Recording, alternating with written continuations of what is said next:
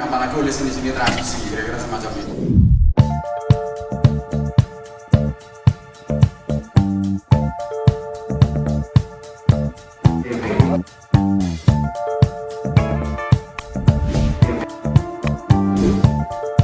Warahmatullahi wabarakatuh. Swastiastu, namo buddhaya, salam bajingan. Yang saya hormati Pak Dani, Mas Ahmad Dhani, Pak Dirjen, Bapak Ibu semua, Mas Bio, Pak Chandra dan seluruhnya peserta yang saya hormati. Tentu ini bagi kami terus terang menggembirakan karena diskusi semacam ini sangat relevan dengan kondisi kekinian.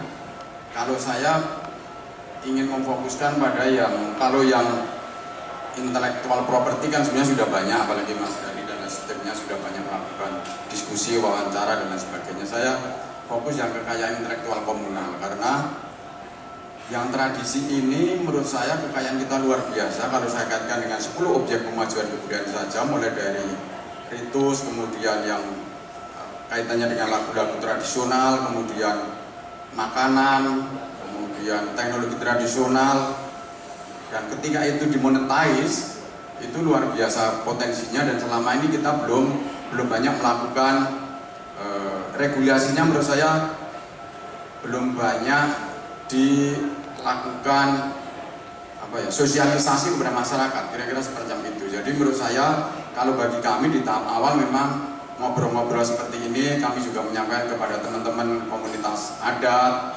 kemudian LSM dan lain sebagainya, para pelaku budaya, ini menjadi penting bagi kita semua untuk memahami dulu, karena terus terang rezim aturannya ini kan belum banyak dipahami, apalagi oleh seni-seni tradisi, kira-kira semacam itu. Jadi diskusi, kalau kita nanti Pak Dirjen tadi menyampaikan tentang rencana revisi dan lain sebagainya, saya tidak tahu apakah nanti yang KIK ini akan menjadi satu atau tidak. Saya kira ini menjadi penting, karena kalau kita bicara tentang mega diversity, kekayaan kita luar biasa, tapi secara keekonomian masih belum banyak membantu. Misalnya motif batik dipakai di mana-mana, kemudian menjadi kaos, menjadi macam-macam, itu seperti apa aturan-aturannya. Dan ketika itu dimonetize, duitnya kemana? Kalau semacam lembaga manajemennya belum ada nih, semacam itu. Jadi aturan-aturan semacam itu menurut saya penting bagi kita untuk melindungi para pelaku-pelaku seni tradisi yang ada di pojok-pojok desa, pojok-pojok kampung yang secara pengetahuan mungkin tidak begitu banyak tahu.